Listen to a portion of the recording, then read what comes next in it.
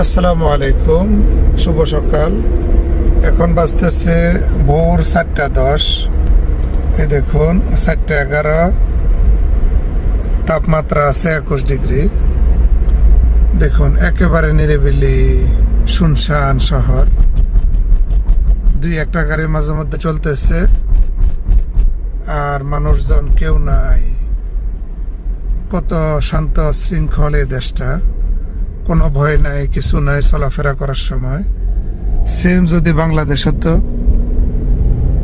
সন্ত্রাসীদের ভয়, হাইজাকারের ভয়।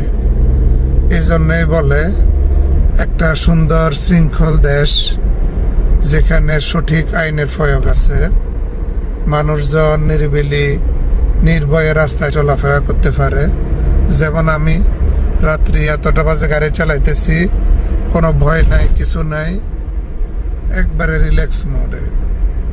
একটা দেশে সুন্দর আইনের প্রয়োগ থাকলে কিভাবে মানুষজন নির্বিঘ্নে চলাফেরা করতে পারে, তা সৌদি আরবকে দেখলে বোঝা যায়।